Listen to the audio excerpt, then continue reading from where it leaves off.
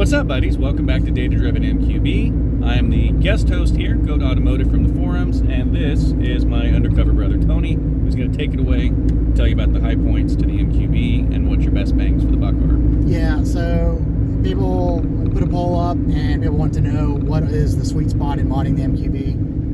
In a nutshell, I feel like after 3 years with this platform, it's nothing really groundbreaking, but like in the power department, you get huge gains with a stage 1 tune. You get decent gains, or rather you get to keep those gains if you put a decent intercooler on the car. And lastly, I mean, if you want to go a little more power, you can do a downpipe and stuff, but then that starts to kind of encroach into the territory of spending a lot more money for minimal gains. An IS-38 could be a pretty decent upgrade, but in my opinion, personally, as soon as you start doing E85, or rather anything that requires a fuel system upgrade, I know you can get away with E85 on stock turbo, but as soon as you start having to replace fuel system components or doing a lot of supporting modifications and stuff like that, it gets away from the bang for the buck with these cars, as I really think that capitalizing on getting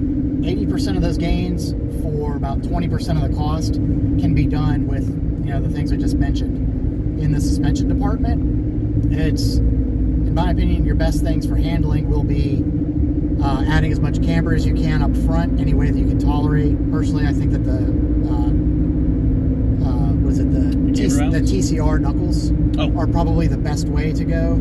Are those more aggressive than the Club Sports? Or, I'm sorry, the Club Sport knuckles, yes. Club Sport knuckles, if you can swing it, they are very expensive, so it kind of gets away from bang for the buck, but it has no hit in, you know, ride noise, vibration, harshness. Otherwise, you know, add camber via camber mounts or, you know, adjustable lower control arm bushings if you can potentially tolerate some noise. A little bit depends on what you can tolerate in that case. But, you know, adding as much camber as you can up front. You can also add roll stiffness via sway bars. That's it's a relatively low cost thing. And those are the two things you can do to improve the contact patch. And the last thing, of course, and the best thing you can do is the tires. That's no any kind of news or anything. Michael, is there anything that you have to add? Just best bang for the buck on these is typically going to be any good stock location intercooler that's not stock. Tires are huge. That's true of any platform, so tremendous improvements there. When you get gooder, if you're doing track days, you can start upgrading the brakes, but just get out there and have fun with it and figure out what you don't like and what's not working for you. Yeah. I mean, I make do with the factory performance pack brakes still, with just really good pads. They're expensive pads, but they're good pads. They're the DS312s up front and the 111s in the rear. From Ferodo, racing pads, big boy pads. So people think you have to get a big brake kit. That's not the case. You can get way more benefit from just the proper pads for what you're doing. And that is by far not even needed on the street. So yeah, people have these preconceived notions that you have to spend all this money, and it's just not the case.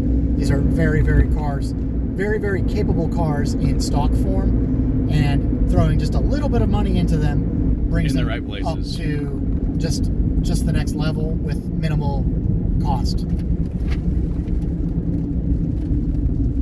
So I think we'll close on that. I don't think there's anything else we really need to cover.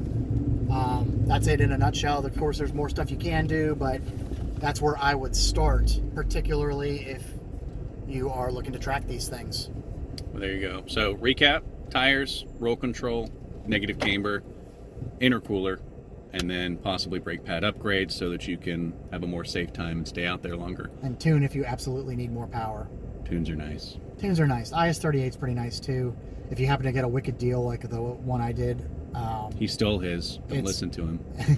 It's hard to pass up when it's $200. So that's it. That's the formula for a fun competitive GTI. For those who don't believe us, we're going to get some good videos this weekend at the track day and see how it stacks up against a lot of more expensive, fancier cars. Or maybe some bad videos. We'll see. Thanks for watching. Later.